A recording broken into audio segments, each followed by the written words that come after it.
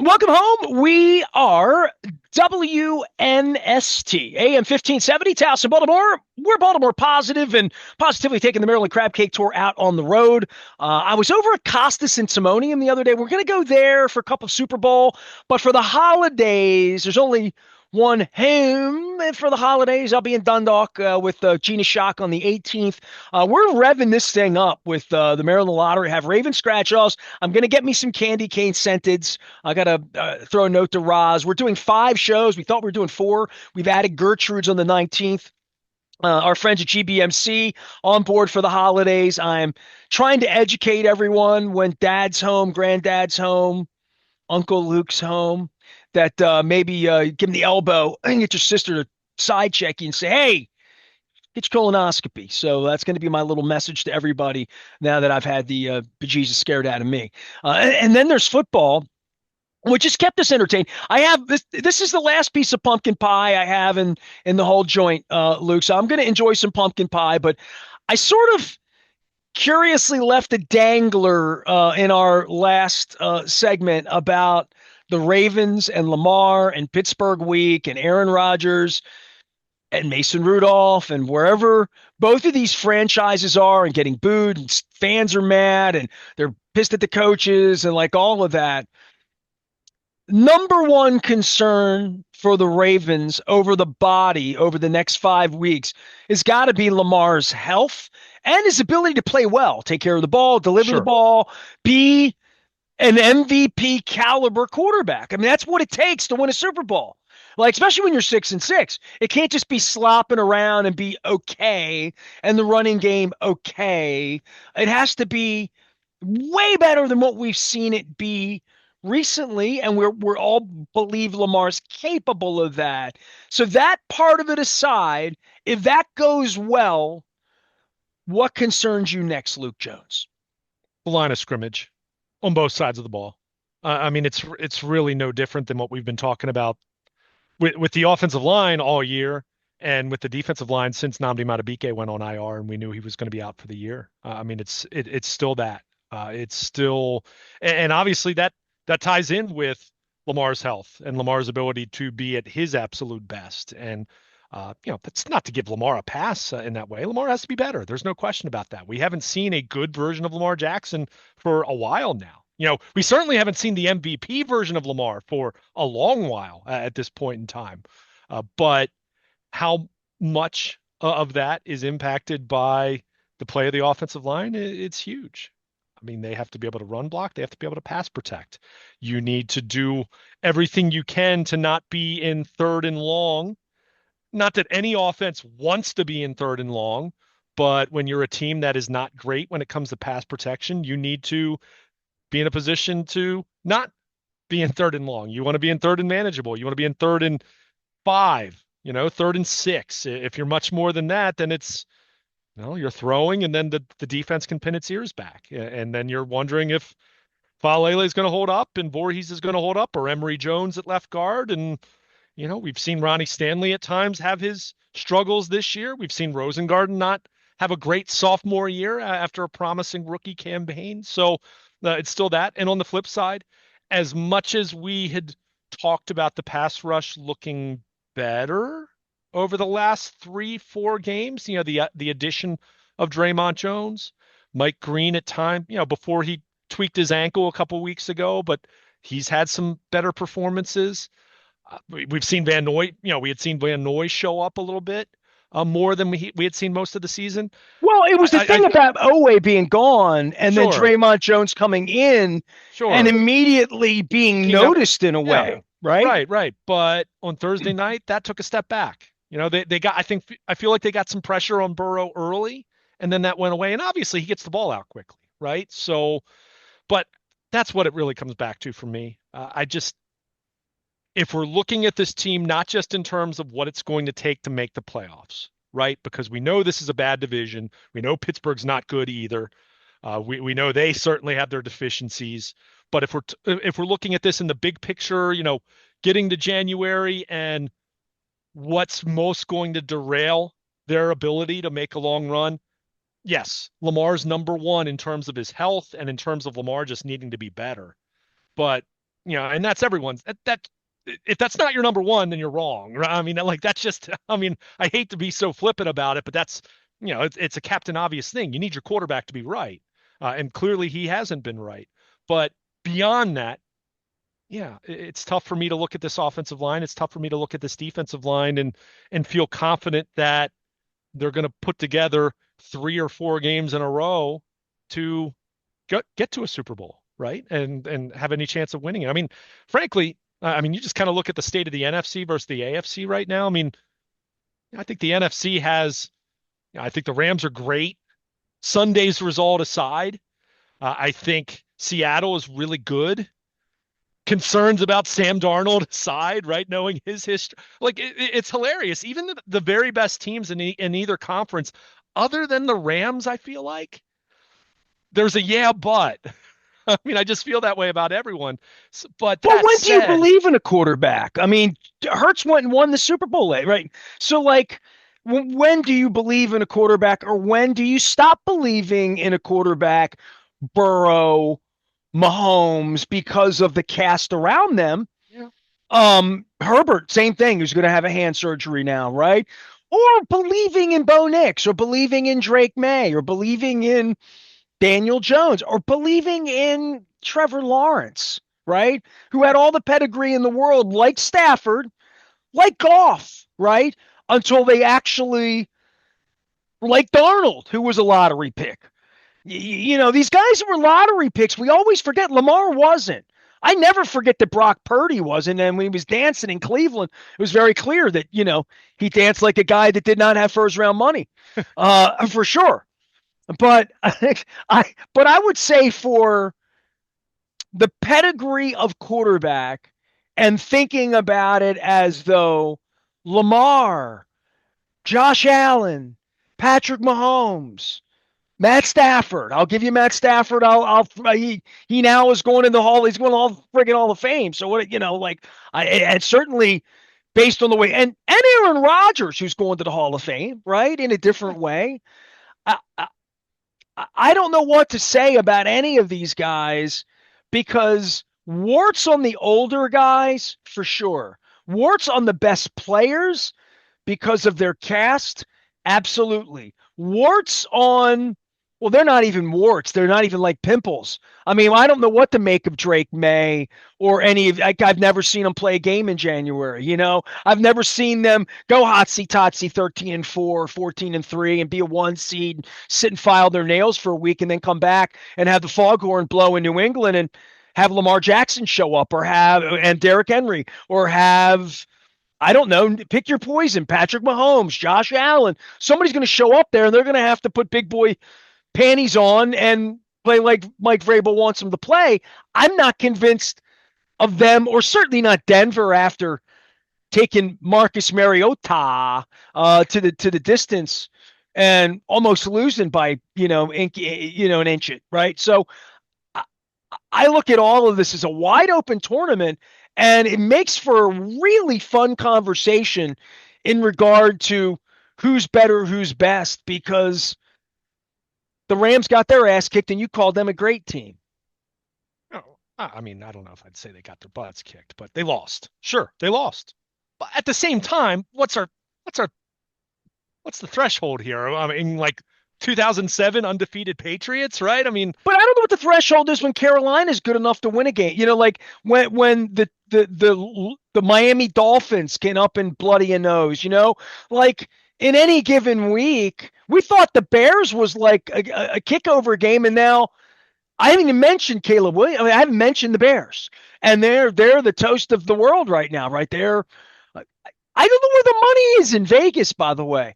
Who did who do they think that bet on all of this? Who do they think's going to win the Super Bowl? Because I don't. This is quite a field race right now, is it not? yeah, I mean, who knows? We're going to see. I mean, and that's not me necessarily feeling great that the Ravens are going to do it or anything like that, because the Ravens, to me, feel like a mediocre football team. But that said, I mean, just look at the AFC playoff standings right now, the playoff picture. You go right down the list. Bo Nix, hey, at times he makes some great plays, and then he does some other things where you say, what the heck was that? I mean, he had the interception on Sunday Night Football where, to Bobby Wagner. I think it was Wagner, right? Linebacker right over the middle of the field. None of his guys were around. Like it looks like he threw it right to him. You have Drake May, who has played at a very high level.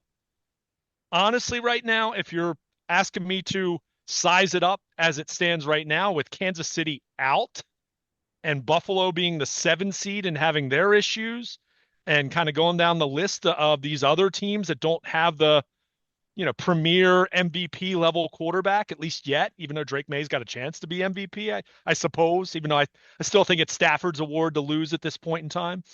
But, he's the one that, it kind of feels like it could be him. That said, is his supporting cast around him good enough? Right? That's not a great Patriots defense. As much as we think of Vrabel, and look, Vrabel's done a great job with that team. But statistically, that's not a defense where you look at them and say, oh my gosh, like that's a fantastic defense. Well, right off the bat, whoever the 1 seed is, they get a week down and then they get to sit at home. So there's a lot of reason, and no super teams coming in. And we keep looking at the Ravens because of the skill position players, because of the payroll and the pedigree, and the Hall of Famers that are on the team. We keep looking at them as something different, in the way that if you looked at Pittsburgh as Aaron Rodgers, Cam Hayward, TJ Watt, Jalen Ramsey, DK Metcalf's reputation. I don't know about productivity, but you take the star players and you'd say Kansas City doesn't have enough of them around Mahomes and Chris Jones on the other side of the ball and whatever Spagnuolo can draw up in the dirt. But I still don't think you want to see the Chiefs getting off the bus in Baltimore after 9-8 Ravens team slaps here to 3-2 and wins by the skin of their Pittsburgh. And they're going to have to go to Pittsburgh to do that, by the way, too. That's another gig here, right? So whatever you think this week is, you think it's no good, you have to win the last one, too. There are going to be bye weeks in week 18 around here. So the notion that any of these teams, that Josh Allen gets off the bus as a wild card here January 10th or 12th, whatever that game is, and that's what you draw, and New England's sitting at home for a week and they're going to get the Chargers or so.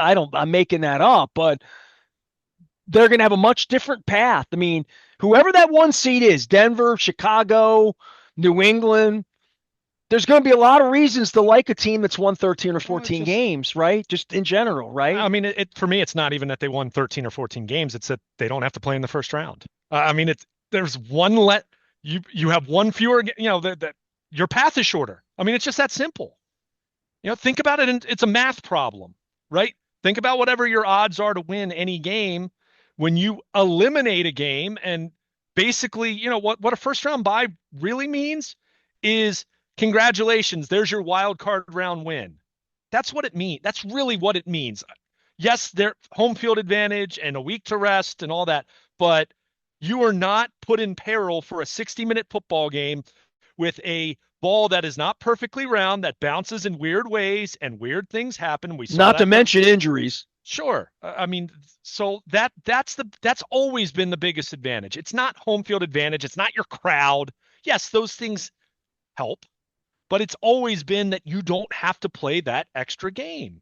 And it's the same thing that you and I talked about this a couple years ago when the Orioles got bounced in the division series, and so much debate about baseball. And obviously baseball is a little bit of a different animal, but humor me for a moment, anyone listening.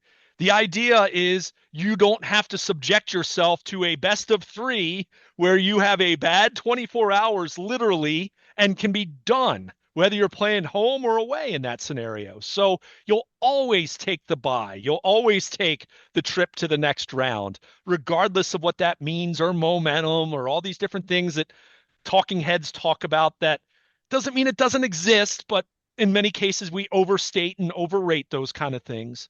So that's what it comes down to. But yeah, I mean, put it this way. If you're Denver, if you're New England, if you're Jacksonville, if you're the Chargers, if you're the Colts, like any of these teams, and obviously not all these teams are going to be playing a home playoff game, none of those teams want to see Kansas City coming to town. If Kansas City makes it to the playoffs, which, by the way, is a big if at this point. Well, there's a lot. That's my, let's go down this road. But if they do, hold on. If they do, you're talking about a Kansas City team that probably has had to win out to go 11-6 to assure themselves of a wild card, or maybe they've been afforded one loss. Maybe they can have one loss, but I don't think so. They don't have a great tiebreaker profile. So, but the point is, if they get in, no one wants to see them, including Buffalo, who has beaten them plenty of times in the regular season, but can't beat them in the playoffs. If you're the Ravens, you certainly don't want to see Kansas City coming to town. And let's face it, they won't admit it. They don't want to see Buffalo coming to town because Buffalo has beaten them twice in the playoffs. And for these other teams, and I will say this, and this is not me even saying that I think the Ravens are a great football team or even a good football team, because I don't think they are right now. I mean, they just aren't. They're 6-6. You are what your record says you are.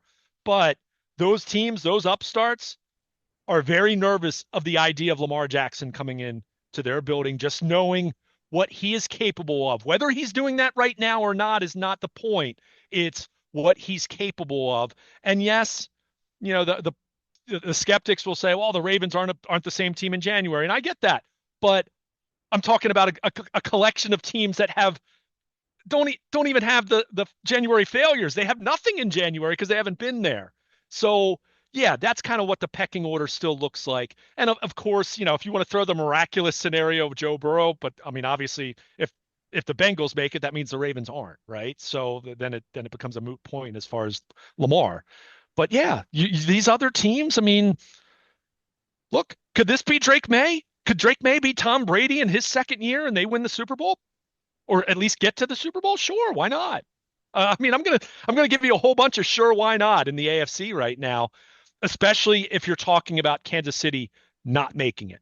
If they make it, which means that they've had a heck of a final month, then I think even them being on the road, you perceive them way differently than everyone else. And they've earned that for the last 7 years. I just think that's reality. Well, they're going to have to earn it to get themselves in, and that would be the case for the Steelers, for the Ravens, certainly for the Bengals, for any of the teams that make it. And this is where I want to sort of draw the line and say, if we were BSing about this over pizza, like when Mark Messina was living with me 30 years ago, we put it up on the blackboard, you know, and say, you know, all right, these teams are in. I feel like Steve Kornacki, you know, all right.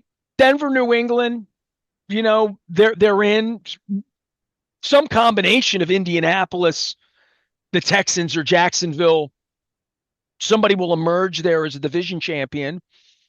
And the old seats, the Kansas City, Buffalo, Baltimore seats that are always there, and usually are rung down. There's one for Pittsburgh or whatever, you know, the next level of, never for the Raiders or, you know, for the Jets. No, you know, but for the other teams that even the Browns have snuck in 2 years ago. So, as far as those chairs go, and the notion that Buffalo, Baltimore, and Kansas City, two or three of them, throw Pittsburgh in, two or three of them aren't going, especially if the Denvers and the New Englands hold tight and are there.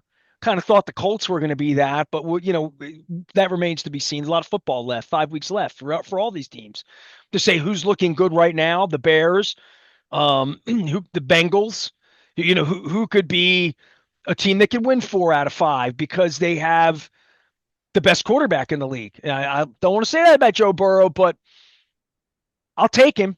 And that's no offense to Mahomes, Lamar, Josh Allen. I still think you're nuts to take him over Mahomes. Mahomes is one, and then it's everyone else. All right. But anyway, go ahead. I know you like Burrow. Look, Burrow's great. I'm not. I just think he also has tools. I think he also has guys he throws the ball to who are better than everybody else. So, you know, even when the offensive line stinks, if he can get rid of the ball, sure, 8-10 times a game, he can do enough to. But I don't know. We're coming off a week where they got their ass kicked at here on Thanksgiving, and the Bengals came in and ate the turkey. So, it's okay for me to say Burrow was better right here, right now, because he is and he was. And I guess this is where I play the game for you, especially during Pittsburgh-Baltimore week, because this is where I really want to get at it with you about it. Because you've sat down there. You know, I don't give him money anymore, sort of famously, my PSL, the whole Chad Steele, you can look it up on the internet, but you're there watching the stadium absolutely empty out. The Pittsburgh thing and the fire Tomlin thing and the renegade thing that we talked about earlier, that I'm sure they'll be taking calls over on the fan about that all week. But I want to play this out because at some point, there's going to be an end to Tomlin, and at some point, there's going to be an end to Harbaugh. And at some point, there's going to be an end to Lamar here as a 50 or $60 million quarterback to say, in the way that there was an end for Joe Flacco. And Pittsburgh has no grand plan, right? I mean, there's no plan. Aaron Rodgers is old and bloodied and left wrist in a cast this week and all of that. But it is a really interesting time for all of these years you and I have gotten together. And to say that the Ravens have gotten their noses bloodied this year would be an understatement. And, oh, by the way, go to my columnist at Baltimore Positive. I can still make a case for them winning the Super Bowl for all the reasons that we just talked about, the mediocrity of everywhere. And in the end of the day, if Lamar heals up and gets right, they've got Superman and they've got Derrick Henry and they've got D-Hop and they've got Roquan and they have assets. The genius of John Harbaugh, whatever the value of that would be. But Zay Flowers, they have matchup issues. I mean, in a lot of matchups. I mean, I saw the case being made on the flagship Sunday night, late in the Sunday night. I love you, Pete.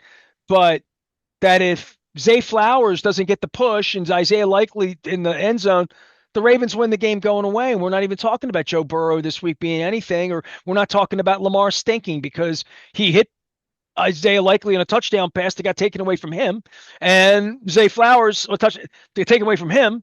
And so I hope that that's not what they're preaching inside the building this week. Not that they lost the game by 3 touchdowns, because that's the way it kind of worked out.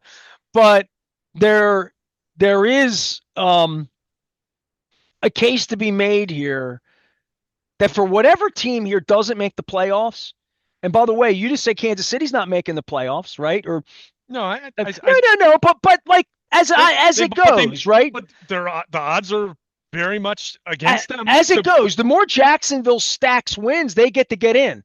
If they get the 10 and you get the 9, they get in. That's the way it is. So, like, all of these seats at the banquet that are being held, and the lowly AFC North where 9 wins probably is going to get it done. Probably is going to get it done at this point, I would say. And I'll throw Cincinnati into the hat with that too. 9 wins is probably going to get it done. I think 4-1's a heavy load for any of the 4-1's as heavy for the Ravens and the Steelers as 5-0 is for the Bengals at this point. But somebody's going to earn in. If they get to 10 wins, they've earned in. Like if any of these teams get to 10 wins, they're on a streak. They're 4-1. They're playing good. That means that the Ravens would have beaten Green Bay, New England. They would have done something if they get to 10 wins. If the Ravens get to 10 wins, they've done something, and we will be talking about them, and they'll be deodorized as Buffalo marches in here or Jacksonville, whoever it would be marches in here. They'll be deodorized because they will have won 10 games, and they'll have some piece of tape, even if it's just good fortune and turnovers and they play a snow game and the ball squirted the right way against Green Bay, that they would have won these games. Even Green Bay doesn't try. They would have won games.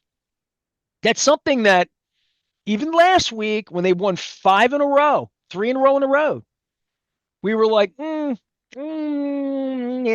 I know more about football than beating the Jets in that sort of fashion to think that, and enough about trench work, and I know enough about trench work, and we're having Aaron Schatz on this week talking about trench work this week to know that it's never good there. There's nothing dominant there, so it's hard for everything else to look dominant when the O-line, D-line aren't dominant in any way, and they're getting beaten more than they're winning on every down and distance across the board, across the game tape.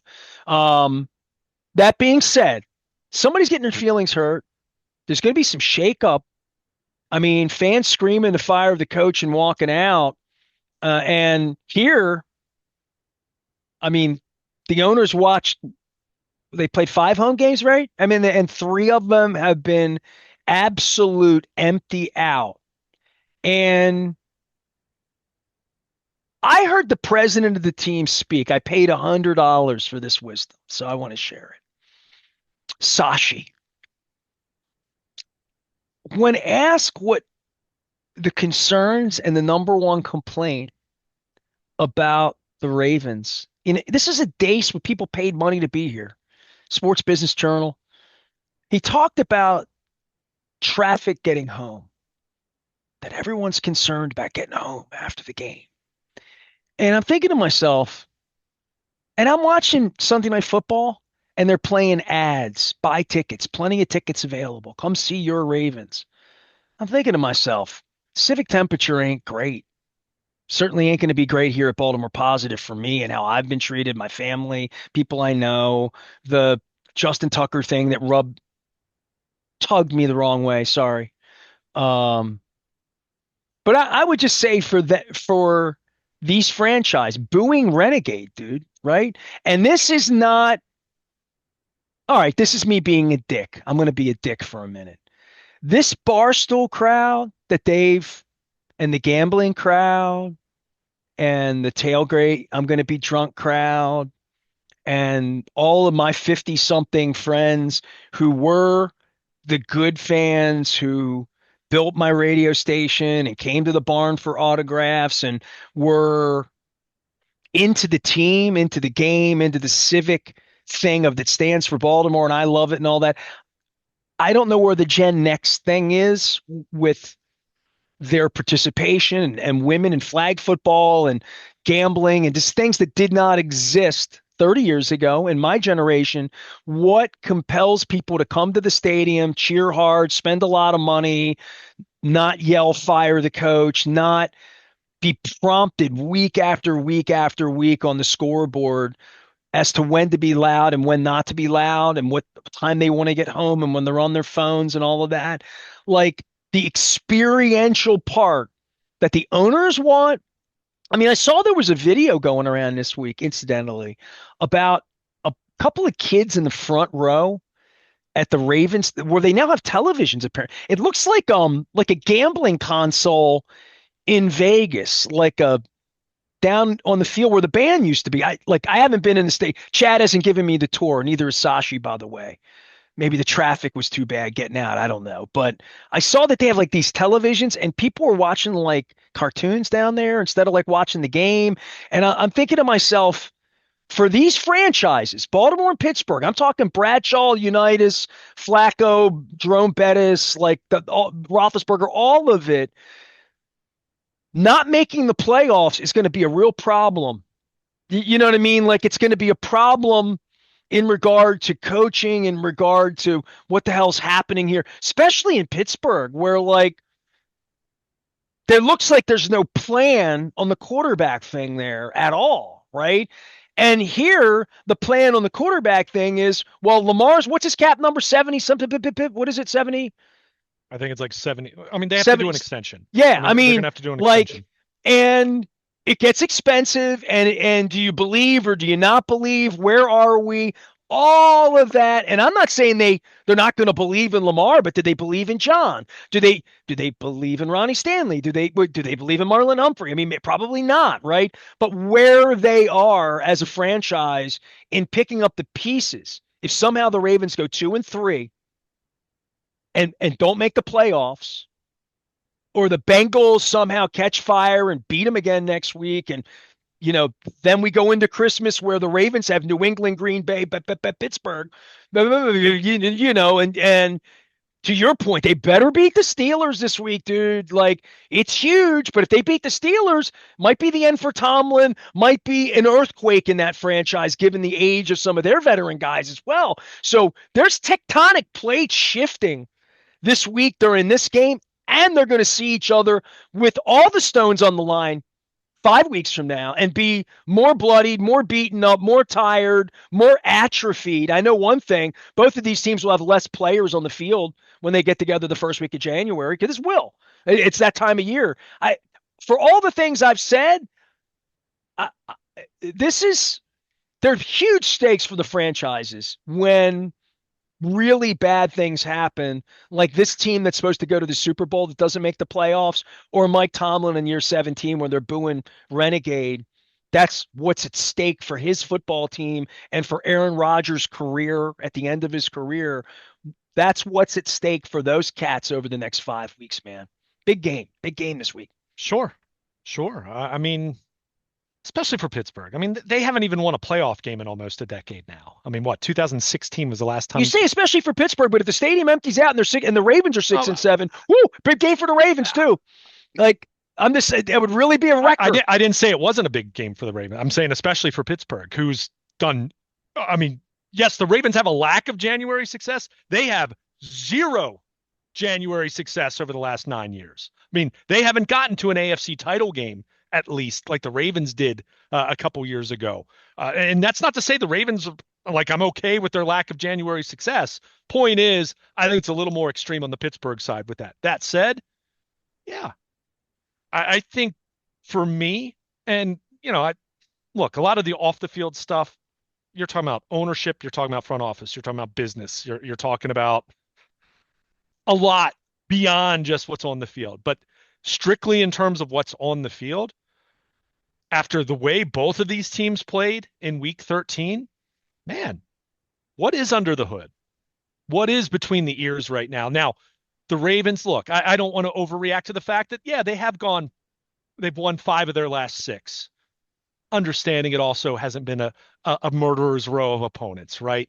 As much as the Bears, I mean, heck, the best win over that stretch was against the Bears with Tyler Huntley playing quarterback, right? Which I don't know what that really says other than, hey, good for the defense, good for Tyler Huntley. And the Bears, I think, have continued to get better since then, right? So, but when you lose a game in the fashion in which they lost on Thursday night, knowing how much work you would put in, how much of a grind it's been just to get back to 6-5 like they were, I am curious now to see how they respond to that, because it's always that case, right? Especially when you're talking, I mean, this is December football, right? We're into the month of December now. And we've talked about this team a lot when it comes to January, but this is also a team that went through 1-5 early in the season. And we know how that felt at that point in time and the questions you're asking at that point in time. And yeah, to their credit, they climbed up off the mat. Hasn't been pretty, hasn't been dominant, hasn't been impressive, right? I mean, it's funny. Someone asked me this question over the weekend. At what point have the Ravens looked their very best? It's still the first 3.5 quarters of the Buffalo game in week 1, right? I mean, they have not looked that dominant for most of a game until of course, the last 5-7 minutes of that game. But they have not looked like that since then. Are they ever going to find that again? At least in this season? We're into December already. But for me, how do you respond to Thursday night? Do you bounce back and, hey, it was a lousy 5 turnover performance? It could have gone differently. It didn't. We didn't play well enough, period. End of story. We have to be better. And you go back to work and you compartmentalize and, 24-hour rule, 48-hour rule, whatever, right? It was a long weekend. Well, watching the Steelers play on Sunday makes everybody around here feel a little better. Should. Because, like, that was a hold your beer, like, just both of them. Terrible. So this week, all the way around, and to know that they're playing for the division, and it's one step on a climb for both of these franchises that look to be beleaguered. Somebody's going to have to win. Somebody's going to have to outlast, not just this week, this month, the next time they play next month. 2 points for the schedule makers in Rodgers' office for putting this together, right? Like the day the schedule came out, we looked at this and said, I wonder if Rodgers will be on the field at all. Wonder what it'll look like. Wonder if Hayward and Watt will be healthy. I wonder how Lamar will look. I mean, there was no thought in the world that we thought the Ravens would be 6-6. We just didn't. We just didn't. Of course not. Of course not. And so the whole thing stacks disappointment on disappointment, that even when they get back to 500, get over 500, and I write columns like, hey, they can still win the Super Bowl, and they can, because they have the talent. But if the talent to win the Super Bowl ends the season 8-9 or 9-8 and outside the tournament because the Steelers somehow find a kick to win a game or find something, or Lamar still isn't right, or Mason Rudolph comes in and does enough not to screw up, or I don't know, but I don't, just a dangerous week, dude. It's really a weird thing to have them play on Thanksgiving, get their ass kicked to the Bengals. This is not the way you and I were plotting my eggnog holiday adventure last week, you know? Like I thought the script was turning in some sort of a different way. And you and I are convinced, having watched all this football, that when the offensive line stinks and the defensive line stinks and the quarterback's skimpy and the operation's not great, it and turnovers, just this is not where you want to be. And certainly where Pittsburgh is, put on Pittsburgh sports radio today, and it'll be just as bad, it'll be worse, right? It's worse. But It's that's worse. Yeah, go ahead. The difference is, and I don't use these terms too, I try not to use these kind of terms too lightly and I don't mean it to be personal, even if it is Pittsburgh. They had their manhood snatched from them on Sunday. I mean, Buffalo absolutely dominated them physically, dominated them. That is a different kind of loss than 5 turnovers committed, right? 5 turnovers committed. And look, I detest. There's a segment of this fan base, and I think every team does it now. I don't know if it's a social media thing. I don't know if it's a thing where you don't want to. I think it's a young person's. I just think we're in a different world. I completely hate how whenever the Ravens lose, they beat themselves. Now, have they had some games over the last 5-6 years where they've beaten themselves? Sure. I will absolutely say there have been some games like that. I don't think that's been a big part of the problem this year specifically. I think they beat themselves. Well, Derrick Henry fumbled every week the first month, right? In the Buffalo game, but Detroit beat them. Kansas City beat them. Houston and LA, okay, the Ravens were really injured, but they were beaten in those games, right? Because what's the implication when you say you beat yourself? You're not crediting your opponent in any way, right? You're saying, when you're giving up because you 14 or 18 points in the fourth quarter and blowing big leads. Sure. I'm not a guy that sits here and blames the ref or we shot ourselves in the foot or whatever. Right. How about we weren't good enough? Sure.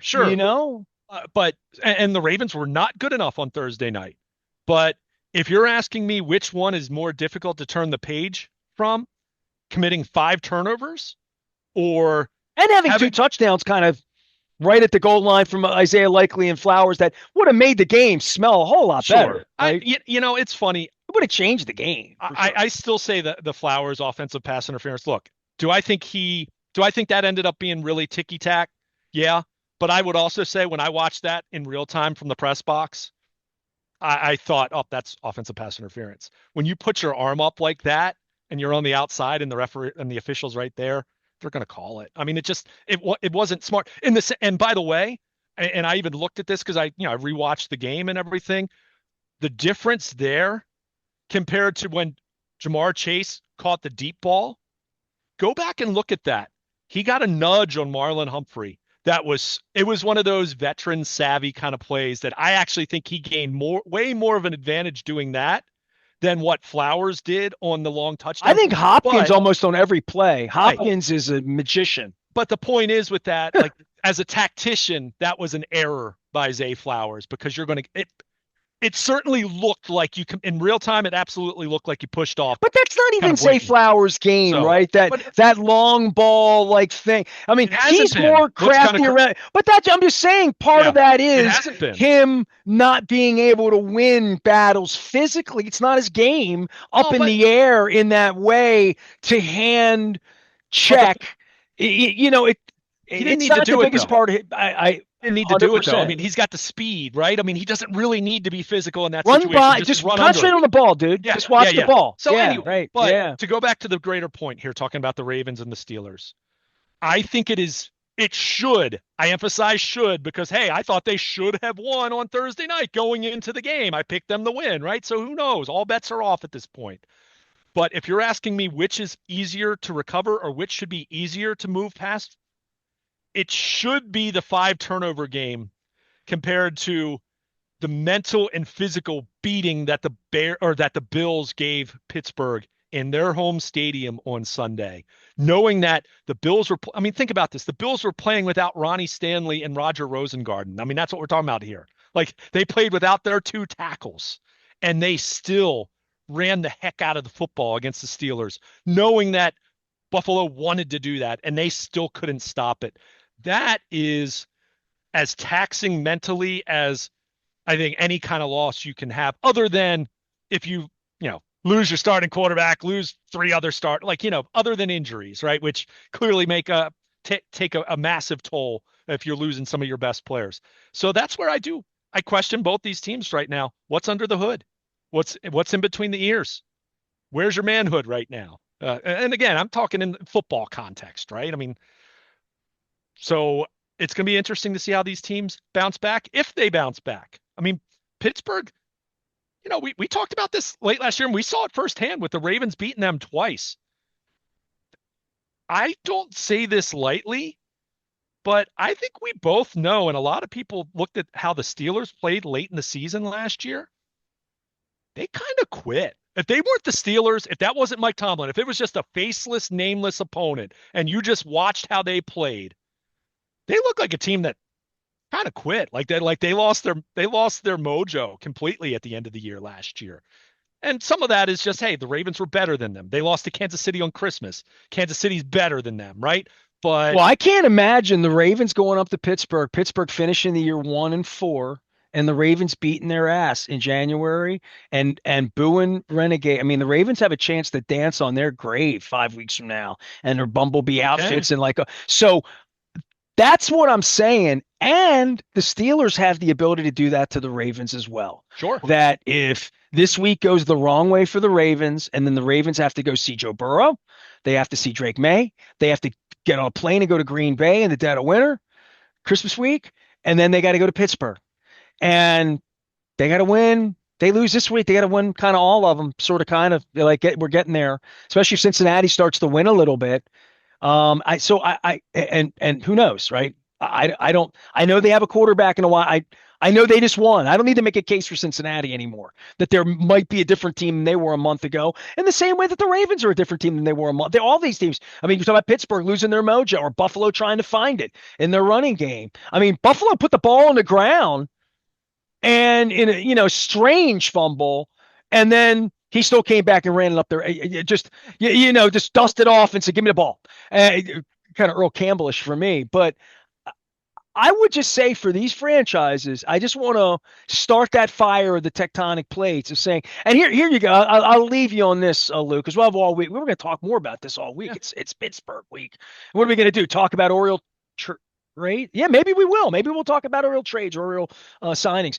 But for me, if the Ravens are up like 14 with 2 minutes left to go, I hope, and I know that Bob Popick is in a battle, and he used to be the guy that played music, and I'm not sure that he is anymore, because I don't come down there anymore, but he was my friend. Played a lot of rock and roll. He'd take requests from me. He said, "What Rush song you want to hear today during the game?" He played Limelight for me or something. So my heart to him. But if they could play Renegade here for our fans, that would be hilarious.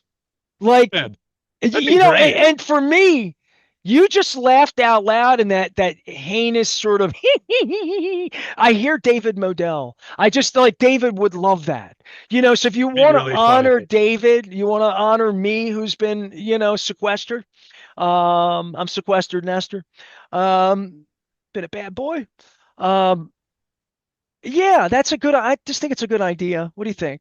No? I mean, I don't think there's any way they'll do it. Don't boo Tommy Shaw. We don't boo Tommy Shaw. I don't think it's they an do angel. It because I think it's one of those cases where, all history aside, I do think the organizations respect each other, and I just feel like they wouldn't do that. But man, that would be a heck of a troll job. That's for sure. Oh, mama, there's no doubt. I'm in fear for my life. I've minced no words about it. Like, look, I've been to we've been to Pittsburgh plenty of times. When it's a good game and things are, dare I say, things are going well for the home team. Boy, that when Renegade comes on, that's a pretty awesome atmosphere, just objectively speaking. But That's a Ray Lewis moment. yeah, yeah. It is. So I mean, I'd say the same thing about I mean, Seven Nation Army. I mean, I know Yeah. it's not real. John Allen and he's doing the show It's not Christmas really. Day. It's not a I don't, Ravens I thing. don't So get many Jack teams. White. I got to So many teams. understand Jack White better. I need somebody to explain Jack White. But so many teams use that, and I mean, I know that became kind of the Ravens thing, for the Yeah. 2012 team. But No, I'm done with it. you hear that everywhere. That's going to get me a fine doing that. They got Draymond Jones a fine just Like, saying how no. about that? That was crazy. Cut it out. I did like his joke on social media. He's like, my kids aren't going to have Christmas presents now. But yeah, but I'll leave you just my final thought. Where are both these teams mentally? What's under the hood at this point when they both, in different ways, and again, I still think the way Pittsburgh was embarrassed is a different animal psychologically than what happened to the Ravens on Thursday night. But how are they going to respond? Will these teams bounce back, or is this the beginning of one? Or I don't know. Maybe both of them do go in the tank, and maybe Cincinnati steals the division, right? I mean, it's not likely, but I am going to be interested to see how these teams bounce back because, boy, Thanksgiving weekend was not good for either of these two teams that, yes, are tied for first place in the AFC North, amazingly, at 6-6. That might have been the best 45 minutes of radio I've done, today. But we're trying to make it better. I'm doing a Maryland Crab Cake Tour presented by our friends at the Maryland Lottery. I'll have Raven scratch-offs as well as the candy cane. I want my bag to smell like peppermint. I want to smell the way Santa smelled at East Point Mall before the Penguins were there. The Maryland Lottery and our partners at GBMC who have kept me alive and healthy. Thank you, Dr. Oscari and everybody over at GBMC. Putting us out on the road. 5 Maryland Crab Cake Tour stops coming up beginning next Wednesday at Fadley's at Lexington Market. Shipping for the holidays. Order your favorite crab cakes. Costas, Fadley's, Coco's, they all ship. And they're all delicious. And everybody pits my sponsors against each other except my sponsors who all are the nicest people on earth and don't want any of that. So order from all of them. They're delicious. Stop by, visit for the holidays. Pick them up. There you go. And come see me. We're at Fadley's next Wednesday. We're at Deep Pasquale's in Canton doing the Feast of the Seven Fishes on Thursday morning, as well as the Feast of the Seven Sausages. And then Friday, we're going to be doing the show at Honey's, which I love Asian food, and I think they've outed me. By the way, Luke, they said, is that good-looking Luke Jones guy coming to Halethorpe next Friday? So I haven't promised you out, but they did ask about you. The word has gotten out on you on the internet at Baltimore Luke. So, but they have like pan-fried dumplings and Asian delicious beef and broccoli. So I'm gonna have the crab thing that they do there, the crab pretzel thing that they do there in the dip. That's cool. And also the following week, we're going to be at Costas on the 18th. And this is where I get a lot of rock and roll questions for John Allen and Gina Shock. I've been making a list because I went to this Cameron Crowe thing and Eddie Vedder, and I got a question in with Eddie Vedder and Cameron Crowe and Sheryl Crow that I love talking Ravens and we're about to do Orioles. But I like talking rock and roll means something to me. So I'm having some fun with that. So on the 18th, little rock and roll Christmas in Dundalk. Come on down, hon. We'll be at Costas on the 18th. And the 19th, we're going to go uptown to the Arts. I'm going to have Dan Rodgers and my cousin by marriage, John Shields. I don't know. Maybe you could talk John Waters into coming over. Just one time, John Waters on the show. I want John Waters for Christmas. John Wooters. Maybe if I say his name right, I could get him out. He's Luke. I'm Nestor. We're having fun. It's Pittsburgh week around here, and the Orioles are doing stuff, spending Mr. Rubenstein's money. We're Baltimore positive. Stay with us.